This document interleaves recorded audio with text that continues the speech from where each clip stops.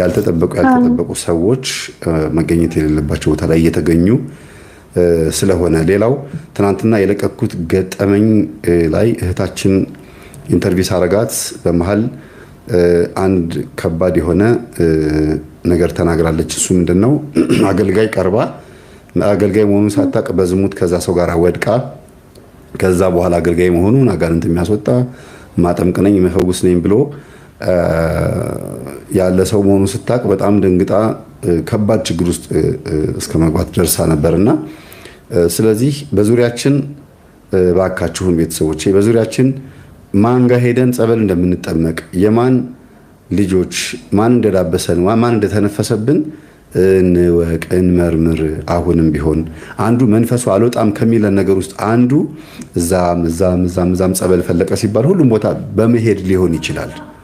እኔ ደግሞ መምህር እንዴት ነው ቶሎ መንፈስ የሚወጣልህ እንዴት ነው ቶሎ የሚሸኝልህ እንዴት ነው ቶሎ የሚያዝልህ ስትሉኝ የተለየ ነገር ኖሮ አይደለም ብዙ ቦታ ስለማረግጥ ነው።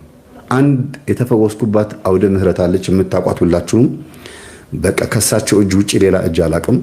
መንፈሱን አንድ ቤት ውስጥ ሆኜ ሰብስቤ አሰርኩት ሸኘሁት። ይሄው አንድ ቦታ ነው የምታገኙ። ልታይ ማለት ይከብደኛል። ወጣ ማለት እጅ ጭኖ አጋንንት መፈወስ በአደባባይ መታየት በጣም ነው የሚከብደኝና ብዙ ሰዎች መምህር አንደኛ ከ24 ሰዓት ውጪ ሌላ ሰዓት ተሰጥቷል እንዴ እንዴት ነው የምትሰራው በምን ነው እኔ ተሰብስቤ ተደብቄ ስለምሰራ ነው ወደ ውጪ ወጣ ማለት ስለማልወድ ነው እንጂ ሁሉንም አገልግሎት ማገልገል ይቻላል። ግን መታየቱ ለፈተና ይዳርጋል። ራስን ማንነትን ሰብሰብ አድርጎ መኖር ይሻላል ብዬ ነው የምመልሰውና እናንተም ብዙ ጊዜ ጸሎት ክፍላችሁ ውስጥ 70%ቱን ጨርሳችሁ መንፈሱን ለማሸኘት ግን ማን ጋር ልሂድ የትኛው አባት ናቸው ትክክል የትኛው ቦታ ላይ የትኛው ጸበል ላይ ልሂድ ድጋሚ የተቀበረበት ጸበል ድጋሚ ያለባቸው አባት የትኛው መስቀል የትኛው ቦታ ላይ ብሄድ ነው መንፈሱን ማራገፈው ብላችሁ አጥኑ። ትጠይቁኛላችሁ እንትን ቦታ ያሉት እናት እንደዚህ መንፈስ አለብሽ የሚሉ እናት አሉ መምህር ስለሳቸው ምን ትላለህ ትሉኛላችሁ። ይሄ የሚያሳየው ስንቱ ቦታ እንደምትረግጡ ነው።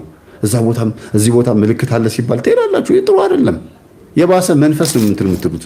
እዚህ ሀገር ያሉት አባት እንትን ይላሉ ይሄን ያክል መንፈስ አለብሽ 9-6 መንፈስ ይጠሩብኛል ይሄ አለብሽ መስተፋቅር ቡዳ እድል መተት ምናምን አለብሽ ይሉኛል። ሁሉንም ግን እንደዛ ነው የሚሏቸው።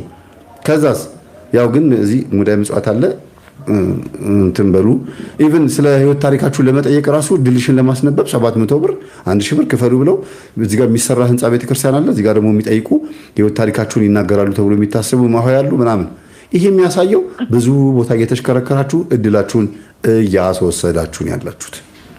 እባካችሁን ሰብሰብ በሉ። በቃ እግዚአብሔር ከዚህ በኋላ እዛም የምንልበትን እግራችን ሰብስቦ በቅዱስ ቁርባኑ ላይ ብቻ እንድናተኩር በጾም በጸሎት በስግደት ጸሎት ክፍላችን ብቻ መንፈሱን አስረን እግዚአብሔር እንዲጠብቀን እንጸልይ። አሁን በጣም ነው የሚያስፈራው። ለምን ብትሉ በየቦታው በየቴሌግራሙም ሊሆን ይችላል አንድ ቀን የሚያጠምቁ አባቶች ጋር መጥተው ተጠምቀው ያላየናቸው ሰዎች ስለ መናፍስት ውጊያ ያንብቡ አያንብቡ ይወቁ አይወቁ ማናቃቸው ሰዎች በአካል የትም ቦታ አግኝተናቸው ማናቃቸው ሰዎች መንፈሳችን እንዲያስወጡልን እንፈልጋለን። ስለ መንፈስ እንዲጠይቁን እንዲጸልዩልን እንፈልጋለን። ከዛ በኋላ አስራት በኩራታችን ገንዘባችን እንልካላችኋል። በጣም ከባድ ችግር ውስጥ ገብታችኋል። እግዚአብሔር ይጠብቃችሁ እና መንፈሱን ቢያለኝ መምህር እንትን ጋር ሄጄ የት ሄድሽ ነበረ እንትን ብሎ 5-6 ቦታ ይነግሩኛል። ያ ማለት ምንድነው?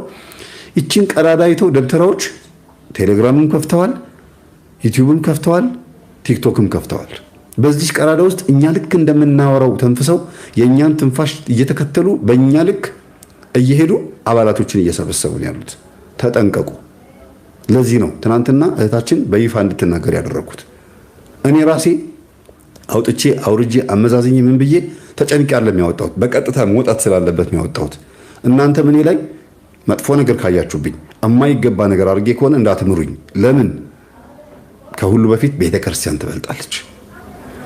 ቅናታችሁም ብቃታችሁም ለቤተክርስቲያን ነው መሆን ያለበት። የትም ቦታ ሄዳችሁ ፍጻሜያችሁ ማረፊያችሁ ስለሆነች ማለት ነው። ሰው አያዋጣንም። አባቶቻችን በህይወት ያቆይልን፣ በጸጋቸው ያቆይልን፣ ህዝብ ይዳን።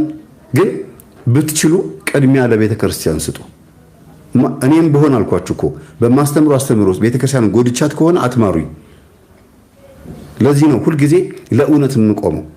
ብትችሉ እባካችሁን የእግዚአብሔር ቤተሰቦች የምታዩትን ነገር አጋልጡ።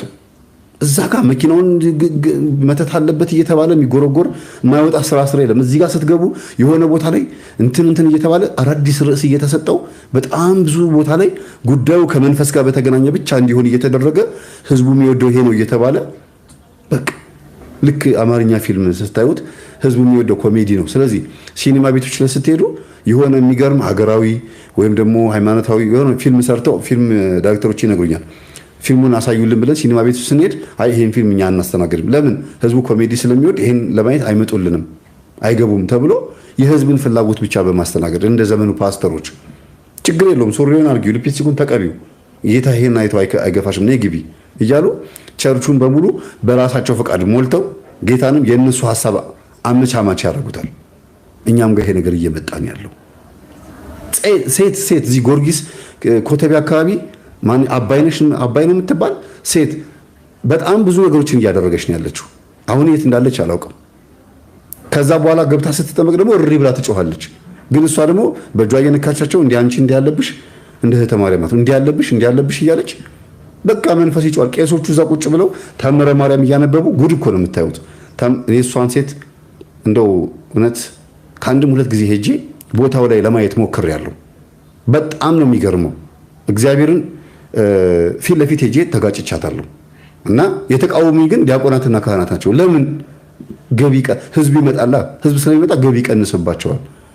ታምረ ማርያም እያነበቡ የዕለቱ ስንክሳር እያነበቡ በመሃል ገብታ አንዴ አባ አንዴ ዝም በሉ ምናምን ብላ ስሙማ ይሄን ታሪክ ትላለች። በጣም የደነገጥኩት ይሄን አልሰማችሁም? እስኪ ጻፉ የሰማችሁ ሰዎች ካላችሁ የሄዳችሁ። ህዝብ በጣም ብዙ ህዝብ ነው የሚመጣው እና ምልክትን በማየት እዛም አትሄዱ። ጸሎት ክፍላችሁ ጸልዩ፣ አስቀድሱ። ከዛ በኋላ ቀጥቅጡትና መንፈሱ ልክ ሲታሰር ይሸኛሉ ብላችሁ የምታስቧቸው አባቶች ጋር ወይም ደግሞ ቤተክርስቲያን ጸበል ቦታ ሄዳችሁ ጣውጥታችሁ መሸኘት ነው። ይሄ ነው የሚሻለው። ይሄንን የፈውስ አገልግሎት ተመሳስለው ብዙ የተከፈቱ በጣም ብዙ የማጭበርበሪያ አካውንቶች አሉ። ራሳችሁን ጠብቁ ለማለት ያክል ነው።